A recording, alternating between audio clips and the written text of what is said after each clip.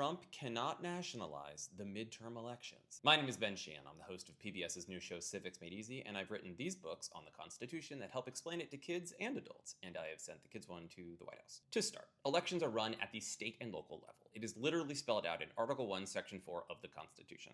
State and county governments, all 3,200 of them, decide everything from the number of polling places in your state to the budget for each precinct to whether or not you can vote early or by mail. The president has no involvement in any of these decisions. The only involvement the federal government does have in the midterms is if Congress were to pass a law that would affect congressional elections only, a bill that can be filibustered in the Senate.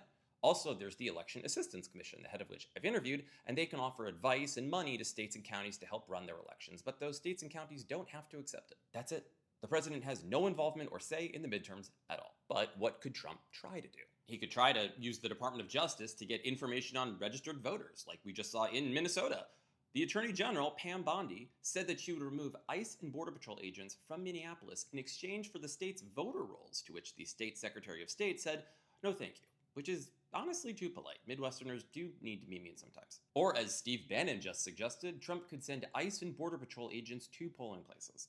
If that happens, ignore those people and walk past them. Or, if you're worried about encountering them at all, vote early or by mail. Lastly, Trump could try to use the Department of Justice to open investigations into state and county elections offices, like we're seeing right now in Fulton County, Georgia. But all of these actions are subject to lawsuits, which should be quick for judges to decide since the Constitution is clear on this. So if you're worried, and I understand why you are, here's what you can do. 1. Call and pressure your state and county elections officials. This could be your state elections board, your secretary of state, your county board of supervisors or commissioners, or your county clerk.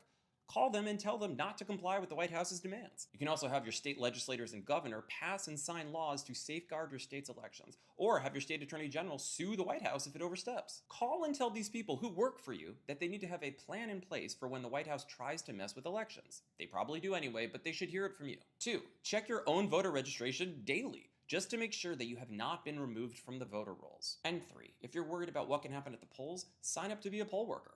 Power the Polls is a great way to do this really easily and get yourself on the front lines guarding our elections. And please do it soon, because the primaries are coming up in March. I know this is a lot, but it's important to pay attention to real threats while ignoring fake ones. The president cannot cancel the midterms. The president cannot use the military and invoke martial law and have the military enforce local, federal, and state law, especially around elections. It's not a thing that's possible in the Constitution, legally, practically. So stay focused, get involved, and for updates, follow me, Ben Sheehan, and The Contrarian on Substack and social media.